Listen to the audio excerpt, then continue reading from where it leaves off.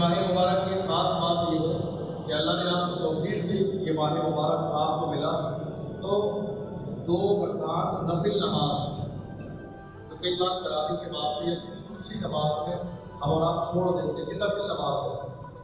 رمضان کی نفل نماز کے حوالے سے کہ رمضان میں چونکہ اضافہ ہو جاتا ہے نیکیوں میں، تو رمضان کی نفل نماز کا ثواب ایمان والوں کو فرض کے برابر دیا جاتا ہے۔ رمضان کی نفل نماز ہے، اس کا ثواب فرض کے برابر دیا جاتا ہے، اور ایک فرض کا ثواب اللہ 70 فرضوں کے برابر عطا فرماتا ہے۔ تو اب یہ موقع جو ہے ہمارے اور آپ کے لیے نیکی حاصل کرنے کا شروع ہے۔ اب ارادہ کر لیجیے کہ کسی بھی طور پر کسی بھی جگہ ہم رمضان کے اس ماہ مبارک کا ایک بھی نیکی نہیں چھوڑیں گے۔ انشاءاللہ رمضان کے لیے پہلی تراویح ہے، اور آج سے انشاءاللہ پورے مہینے جو بھی پارہ تراویح میں پڑھا جاتا ہے اس کی تفصیل بیان کی جاتی ہے۔ بسم اللہ الرحمن الرحیم، اللہ کے نام سے شروع جو نہایت رحم کرنے والا مہربان ہے۔ الحمدللہ رب العالمین۔ آج بہت سارے لوگوں کا سوال یہ ہے کہ ہم نماز پڑھتے ہیں لیکن نماز میں ہمارا دل نہیں لگتا ہے، تو ایسا کوئی عمل ملے، ایسا کوئی وظیفہ ملے کہ جس کو ہم پڑھنے لگیں تو نماز میں ہمارا دل لگنے لگے۔ نماز میں دل لگنے کا سب سے بڑا وظیفہ یہ ہے کہ نماز پڑھنے والے بندے کو جو صورت ہے وہ نماز میں پڑھنے لگا ہے اس کا ترجمہ اور تفسیر یاد ہو، کہ انسان جب کھڑا ہو اللہ اکبر کہہ کر تو اس کو یہ معلوم ہونا چاہیے کہ اللہ اور بندے کے درمیان کیا گفتگو ہو رہی ہے، اللہ اس کے بندے کے درمیان کیا بات چیت ہو رہی ہے، بندہ اپنے رب کی بارگاہ میں کیا التجا کر رہا ہے۔ تو سورہ فاتحہ کا ترجمہ اور تفسیر۔ الحمدللہ رب العالمین، تمام تعریفیں اس پروردگار کے لیے جو تمام جہانوں کا پالنے والا ہے۔ الرحمن الرحیم، یہ اللہ کی صفت بیان کی جا رہی ہے جو رحمان بھی ہے اور رحیم بھی ہے۔ اب پہلے رحمان کہا پھر رحیم کہا، اس کے بعد فرمایا مالک یوم الدین۔ رحمان اور رحیم سننے کے بعد ایک غافل مت ہو جاتا کہ اللہ رحمان اور رحیم صرف رحم فرمائے گا، جسٹ اس کے بعد کہا کہ بندہ بھی غافل نہ ہو جائے مالک یوم الدین، مگر ڈرتے رہنا کہ وہ قیامت کے دن کا مالک بھی ہے، اور رحمان بھی ہے اور رحیم بھی ہے، وہ معاف کرنے والا ہے، مگر ڈرتے رہنا، گناہ کرنے سے پرہیز کرنا، مالک یوم الدین، کیونکہ وہ قیامت کے دن کا مالک بھی ہے۔ اس کے بعد سورہ فاتحہ کے اندر ایک دوسرا انداز کا ہے کہ ہمیں یہاں پر دعا مانگنے کا طریقہ سکھایا گیا ہے۔ ایاک نعبد و ایاک نستعین، اے اللہ ہم تیری ہی عبادت کریں اور تجھی سے مدد مانگیں۔ کیا کریں؟ ہم تیری ہی عبادت کریں اور تجھی سے مدد مانگیں۔ یہاں پر ایک بڑا ایک زمانے سے لے کر آج تک دھوکہ کھا گیا، عبادت میں اور تعظیم میں۔ عبادت الگ ہے اور تعظیم الگ ہے۔ اگر کوئی شخص آپ کے ساتھ ہاتھ مار کے کھڑا ہو جائے اور وہ آپ لائق عبادت سمجھتے ہی نہیں، اللہ کا بندہ ہی سمجھتا ہے، اور وہ آپ کے سامنے ہاتھ مار کے کھڑا ہو جائے تو اس کا ہاتھ مار کے کھڑا ہونا یہ نیت نہیں کہلائے گا، کیونکہ عبادت اس وقت ہوتی ہے کہ انسان جو ہے سب سے پہلے جس کے سامنے ہاتھ مار کے کھڑا ہے دل سے اس کو عبادت کے قابل سمجھتا ہو۔ جب وہ اس کو عبادت کے قابل ہی نہیں سمجھتا ہے تو کیسے کہا جا سکتا ہے کہ سب اس کی عبادت کرنے لگا ہے۔ یہ مبالغہ ہمیشہ ہوتا ہے بہت سارے لوگوں کو، جب ہم اولیاء کرام کی بارگاہوں میں جاتے ہیں، ان کے مزارات پر حاضری دینے جاتے ہیں، تو علماء کو نہیں، عوام کے ہمارے بہت سارے لوگ اس مزار کو بالکل خرید جاتے ہیں، سجدہ کرنے لگ جاتے ہیں، بالکل سر رکھ دیتے ہیں۔ بہت سارے لوگ مبارکے میں پڑ جاتے ہیں، وہ ہمارے عوام پر میں الزام لگا دیتے ہیں کہ یہ لوگ دیکھو بزرگوں کی بارگاہ میں جا کے سجدہ کرتے ہیں۔ الحمدللہ کوئی بھی سنی مسلمان کسی اللہ کے ولی کو خدا نہیں سمجھتا ہے، ہم انہیں خدا کا بندہ سمجھتے ہیں۔ وہاں ہم عبادت کی نیت سے نہیں بلکہ تعظیم اور احترام کے طور پر ہاتھ باندھ کے کھڑے ہوتے ہیں۔ ایاک نعبد و ایاک نستعین، دعا سکھائی جا رہی ہے، اے اللہ ہم تیری عبادت کرتے ہیں اور تجھی سے مدد مانگتے ہیں۔ اس کے بعد دوسرا انداز یہ کہ اہدنا الصراط المستقیم، اے اللہ ہمیں سیدھا راستہ چلا۔ کیا؟ اے اللہ ہمیں سیدھا راستہ چلا۔ یہ ترجمہ امام اہل سنت کا ہے. اعلیٰ حضرت فاضل بریلوی رضی اللہ عنہ، اے اللہ ہمیں سیدھا راستہ چلا. دوسرے جو لوگ ہیں انہوں نے یہ ترجمہ کیا، اے اللہ ہمیں سیدھا راستہ دکھا. ان دونوں میں بڑا فرق ہے زمین و آسمان کا. اب جیسے مثال کے طور پر کوئی شخص ہمارے محلے میں آیا، اس نے کہا بھوانی نگر کا راستہ دکھائیے، بھوانی نگر کا راستہ دکھائیے. تو آپ نے کہا یہاں سے میں سیدھے جانا، بڑے والے میں پھر وہاں سے جانا، پھر قبرستان سے گزرنا، ادھر سے نکل جانا. تو یہ کیا ہوا، آپ نے سیدھا راستہ دکھا دیا. ہو سکتا ہے تو آگے چلنے کے بعد میں راستہ بھٹک جائے، یہ ممکن ہے. امام اہل سنت نے ترجمہ کیا، اے اللہ تو ہمیں سیدھا راستہ چلا، صرف دکھانا نہیں ہے، دکھانا بھی تجھی کو ہے اور چلنے کی توفیق بھی تجھے دینی ہے. بندے کی جو ہے وہ نہیں ہے کہ وہ اپنی مرضی کے ساتھ سیدھا راستہ دیکھ بھی لے اور سیدھا راستہ چل بھی لے. تو امام اہل سنت نے ترجمہ کیا کہ اہدنا الصراط المستقیم، اے اللہ ہمیں سیدھا راستہ چلا. اب سیدھے راستے کی وضاحت کی گئی. سیدھا راستہ کون سا ہے؟ فرمایا صراط الذین انعمت علیہم، اے اللہ ان لوگوں کا راستہ چلا کہ جن پر تو نے اپنا انعام نازل فرمایا. وہ صحابہ اکرام کی مقدس جماعت ہے، متابعین کی جماعت ہے، محدثین کی جماعت ہے، اولیاء اکرام کی جماعت ہے، صالحین کی جماعت ہے جس پر اللہ نے انعام نازل فرمایا. صراط الذین انعمت علیہم، اے اللہ ہمیں ان کا راستہ چلا کہ جن پر تو نے انعام فرمایا. غیر المغضوب علیہم ولا الضالین، اے اللہ ان کا راستہ نہ چلا کہ جن پر تو نے غضب نازل فرمایا اور جو گمراہی میں پڑ گئے. یہ سورہ فاتحہ کا ترجمہ ہے. اس کے بعد سورہ بقرہ شروع ہوتی ہے، بسم اللہ الرحمن الرحیم، اللہ کے نام سے شروع جو نہایت رحم کرنے والا مہربان ہے. الف لام میم. قرآن عظیم کی 29 سورتوں میں اس طرح کے حروف موجود ہیں. الف لام میم حامیم عین سین قاف قاسین یاسین طه. یہ حروف جو ہیں قرآن کی 29 سورتوں میں ہیں. ان حروف کو حروف مقطعات کہا جاتا ہے، متشابہات. مقطعات یعنی اس کا جو صحیح علم ہے وہ اس امت میں اللہ اور اس کے رسول کے پاس ہے. کہ اس سے کیا مراد ہے؟ مفسرین فرماتے ہیں کہ یہ راز کی باتیں ہیں. یہ کیا ہے؟ یہ راز کی باتیں ہیں، راز و نیاز نہیں ہے. اللہ اس کا محبوب جانتا ہے اور دنیا کے دوسرے لوگ نہیں جانتے. پھر قرآن عظیم کے بارے میں اب دیکھیے، قرآن اب شروع ہونے لگا ہے. ٹھیک ہے، پہلا مکہ سورہ بقرہ سے اور پورا قرآن باقی ہے. تو انداز دیکھیے، آپ فرمایا گیا ذالک الکتاب لا ریب فیہ. پہلے صفحے میں قرآن پورا پڑھنے سے پہلے دن کہہ دیا گیا ذالک الکتاب لا ریب فیہ. اے پڑھنے والے یاد رکھنا یہ کتاب تو تم نے آگے پڑھنی ہے. پہلے ہی صفحے میں یہ یقین کر کے اگلا صفحہ کھول، ذالک الکتاب لا ریب فیہ، یہ اتنی پختہ کتاب ہے جس پہ ذرے کے برابر شک کی گنجائش نہیں ہے. پورا قرآن باقی ہے. پہلی صفحے میں کہا گیا ذالک الکتاب لا ریب فیہ، پورا قرآن باقی ہے. پورے قرآن کو پڑھنے سے پہلے شروع میں کہہ دیا گیا ذالک الکتاب لا ریب فیہ، یہ وہ کتاب ہے جس پہ ذرے کے برابر کوئی شک نہیں. اب کتاب کی تعریف کی جا رہی ہے ھدی للمتقین. یہ کتاب ہدایت ہے اللہ سے ڈرنے والوں کے لیے. کس سے؟ اللہ سے ڈرنے والوں کے لیے، یعنی جن کے دل میں اللہ کا خوف نہیں ہے یہ کتاب انہیں فائدہ نہیں دے گی. جن کے دل میں اللہ کا ڈر نہیں ہے انہیں یہ کتاب فائدہ نہیں دے گی. ھدی للمتقین، یہ کتاب ہدایت دینے والی ہے ان لوگوں کو جن کے دلوں میں اللہ کا ڈر موجود ہے. جن کے دل میں اللہ کا ڈر ہی موجود نہیں ہے تو وہ کیسے ہدایت پائیں گے؟ متقین کہا ہدایت ہے متقین کے لیے. اب فرمایا متقین کون لوگ ہیں؟ متقین کسے کہتے ہیں؟ متقین کوئی بھی وائٹ کلر کا کرتا پاجامہ پہننے سے نہیں ہوتا ہے. متقین کوئی اچھا سا امامہ ٹوپی لگانے سے نہیں ہوتا ہے. قرآن نے متقین کس کو کہا؟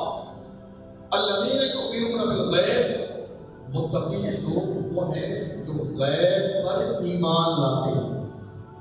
یعنی بن دیکھے ہمیں مرنا ہے، مرنے کے بعد قبر میں جانا ہے. قبر میں جانے کے بعد میں منکر نکیر آئیں گے، سوال و جواب ہوں گے، ہمارے نبی تشریف لائیں گے، حضور کی طرف اشارہ کیا جائے گا، قیامت آئے گی، جنت ہے، دوزخ ہے، میدان محشر سوال و جواب ہوں گے، پلسرات ہے، آراف ہے، یہ ساری چیزیں ہمارے لیے غیب ہے۔ ایک کہنے والے کا کہاں مان لیا ہے، دیکھیں اسے ہم نے خدا مان لیا ہے، تو ہم نے اپنی آنکھوں سے دیکھا نہیں، تو یہ ساری چیزیں ہمارے لیے غیب ہے۔ وہی فرمایا گیا الذین یؤمنون بالغیب، متقی وہ لوگ ہیں جو غیب پر ایمان لاتے ہیں۔ اللہ کے رسول صلی اللہ علیہ وسلم نے جو فرما دیا ہمارے لیے وہ بس ہو گئی، آخری دلیل ہے، اب اس میں ذرے کے برابر شک اور شبہ کی کوئی گنجائش نہیں۔ وَيُقِيمُونَ الصَّلَاةَ، متقی کون لوگ ہیں؟ جو لوگ نماز پڑھتے ہیں۔ متقی پہلے کہا گیا کتاب ہدایت ہے متقی کے، پر متقی کی ڈیفینیشن بیان کی جا رہی ہے۔ متقی کون ہے؟ جو غیب پر ایمان لاتے ہیں۔ دوسری ان کی صفت بیان کی گئی وَيُقِيمُونَ الصَّلَاةَ، نماز قائم کرتے ہیں۔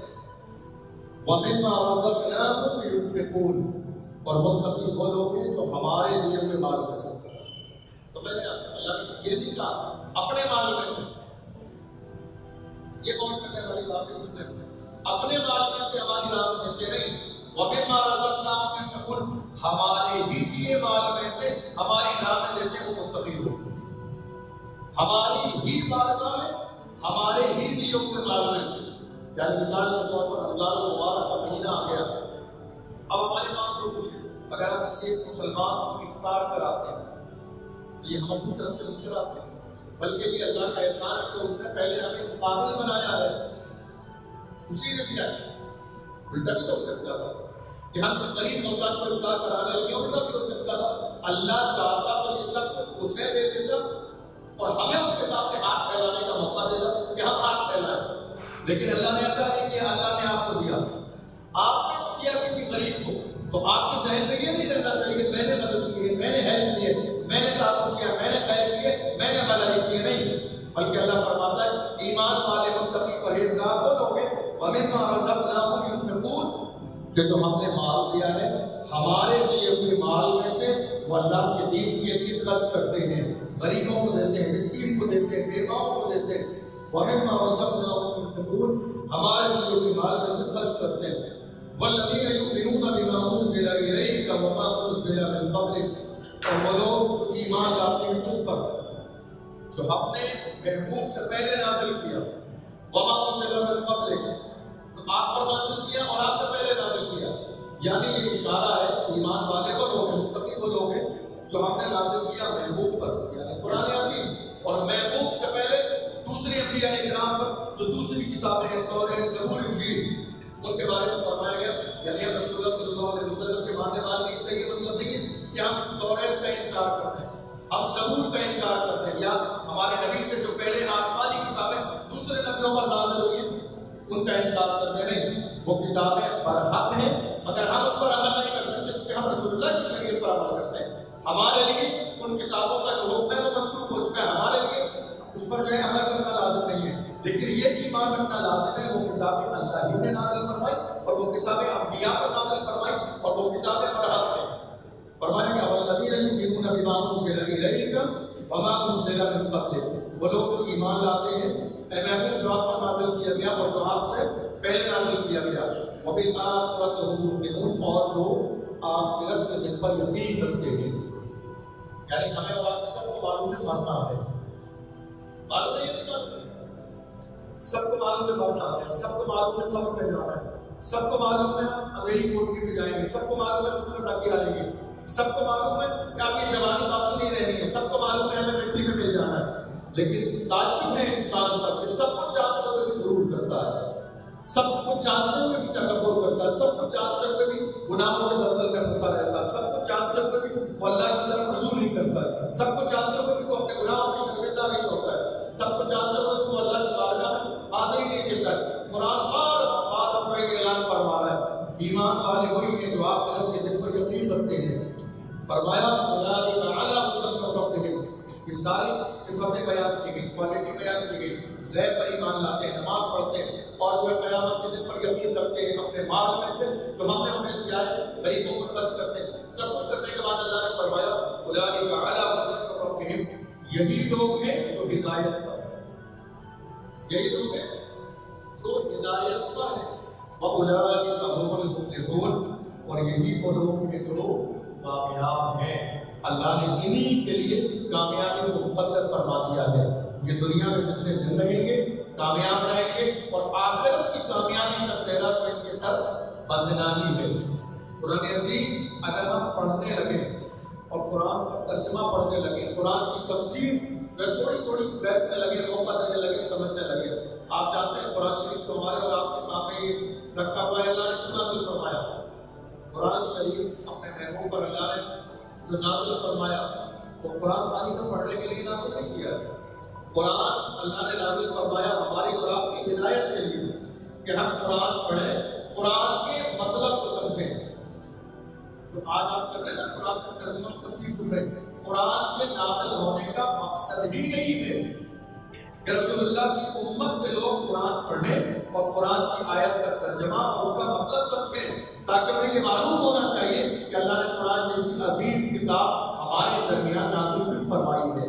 ہمارے یہاں تو قرآن جب کوئی انتقال کرنے لگتا ہے تب پڑھا جاتا ہے. لوگوں نے یہ سوچ لیا کہ قرآن مرنے والی کتاب ہے. قرآن مرنے والی نہیں، قرآن زندگی دینے والی کتاب ہے. قرآن اتنی عظیم کتاب ہے. امام اعظم ابو حنیفہ رضی اللہ تعالی عنہ رمضان المبارک کے مہینے میں 61 قرآن پاک ختم فرماتے ہیں. سمجھ رہے آپ؟ ایک دن میں، ایک رات میں اور ایک نماز تراویح. ہمارے یہاں لوگوں کا پورے مہینے میں ایک قرآن بھی مکمل نہیں ہوتا ہے، پڑھتی نہیں ہوتی. ابھی حالت کے رمضان آ گیا، بہت سارے لوگ مثال ثواب کے نام پر مسجد میں رکھنے کے لیے قرآن کی پیٹیاں یا قرآن لائیں، کے ساتھ ثواب ملے گا. مسجد کی الماریاں کھول کر دیکھ لیجیے، سالے گزر گئے، دھول جمی ہوئی ہے، مٹی جمی ہوئی ہے. قرآن پر، قرآن کے پاروں پر کوئی دیکھنے والا پڑھنے والا نہیں ہے. قرآن آپ لانے والے ہیں، پڑھنے والے بھی آپ ہی ہیں.